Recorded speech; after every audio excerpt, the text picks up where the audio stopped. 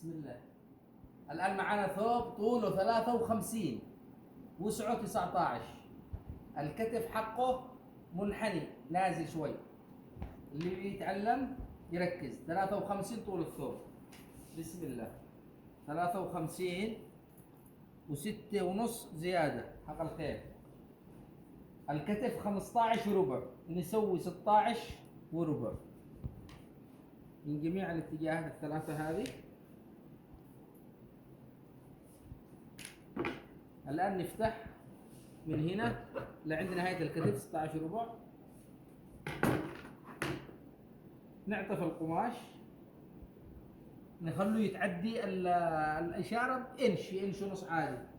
أهم شيء إنك تبقي هنا قطعة قماش ما تقل على 8 أو 9 أو 10 على حسب وسع العميل.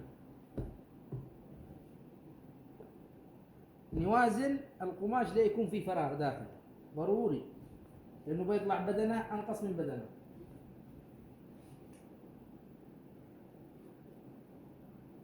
نتأكد الآن هنا من وسع عطفة القماش 9 ونص 9 ونص 9 ونص. طيب الآن الخطوة الثانية إيش؟ كم وسع الثوب تحت؟ الخطوة تحت كم؟ الخطوة تحت 26 ونص. 26 ونص يعني كم؟ 13 ربع. نخليها 14 ربع بحيث انه 14 ربع 14 ربع 28 ونص، يعني وسع الثوب تحت 26 ونص نخليه 28 ونص. 28 ونص كم نصها؟ 14 ربع. نفعل 14 ربع، نأشر على 5 انش فقط. الجنب تحت نخرج 5 انش فقط، مع الخياطة يصفي 4 ونص، لأنه العميل نحيف وطوله ما يتعدى 53. الآن الكتف الذي هو دي يسموه داون 15 ربع، نفعل 16 ربع يعني 8 و2 ملي. النزول حق الكتف 3 انش، حتى لو العميل صغير دام والكتف حقه كذا منحني تماما كذا تحت زي السهم، ننزل 3 انش. تأشر من هنا نزول الكتف بيكون افضل مقاس. ينزل الثوب من هنا صافي ما فيه اي كرمشه، لانه الكتف اساس الثوب.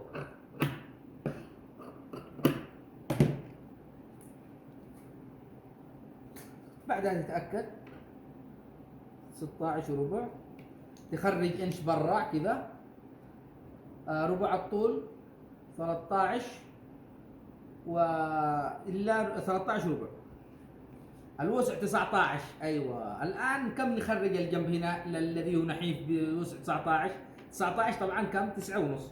نفعل 10 ونص بحيث انه يخرج 2 زياده. 10 ونص 10 ونص 21. كم نخرج 3 انش او 3 انش ناقص 2 ملي. تأشر الان، خرج هنا نص انش و2 ملي زيادة هنا. تسطر لا عند الإشارة الذي تحت.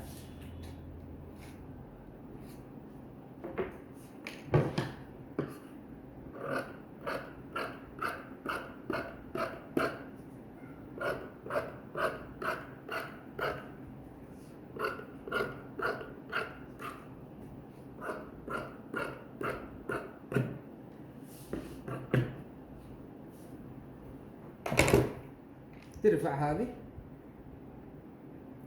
سطر ثاني تماما،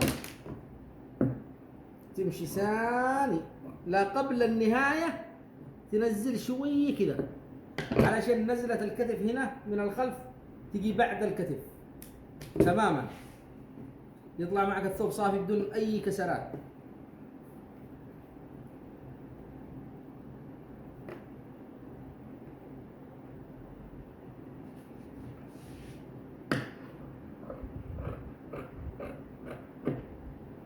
الآن تشوف هنا التصفية.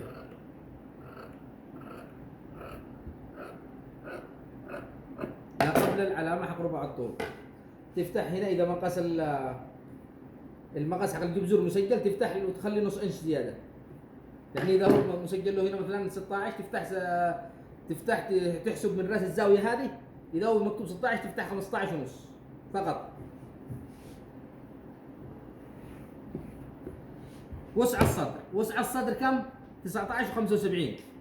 وسع اليد كم؟ 6 ونص، تفعل 7 انش، نص حق الخياطة، وتفعل 19 75 يعني 10 ناقص خطين، تفعل 11 ناقص خطين، تزود 2 انش، وتحسب كم خرج 3 ونص، تقص التخليص فوق على 4 و2 سنتي، 4 زائد 2 سنتي. راسها الذي فوق ما هو اللي تحت. الآن نجي للجوانب. الجوانب كم ربع طول الثوب؟ 53. كم ربع؟ 13 ربع. تخرج 13 ربع برا، وتمشي لعند 53، وتزود 6 انش ونص، وتعطف كذا.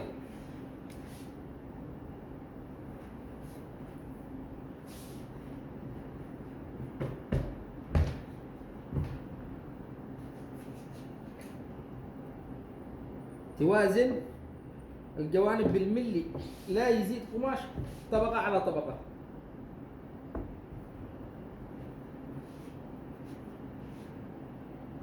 تحرص على هذا الشيء، التساهل بهذا الشيء يطلع في الثوب فيه غلط، يطلع غلط هنا في انتفاخ، لازم يكون بالملي. كم خرجنا فوق؟ قلنا 3 ناقص 2 ملي، نسوي 3 ناقص 2 ملي، تنزل 8 انش هنا، تخلي 73 حق الورق. تحت كم خرجنا؟ 5 انش، خلاص تسوي هنا 5 انش الذي خرجناها من البدن، ال5 الانش اللي خرجنا من البدن تسويها هنا. تجيب المسطرة طول العمل 53، تسطر 10 انش سيدة، بعدين لا عند الإشارة حق 3 ناقص 2 ملي، ويجي معك بالملي. تدخل هنا شوية وترجع للخط.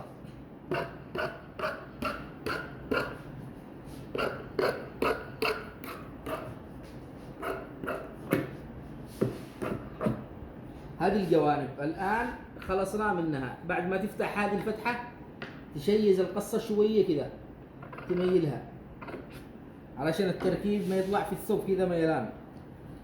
الآن نجي للتخاليص.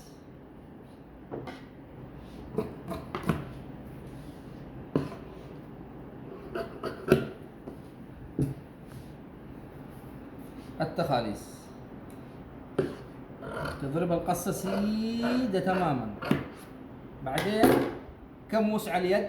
وسع اليد 6 ونص، تخرج 6 ونص فوق، تخرج 6 ونص فوق.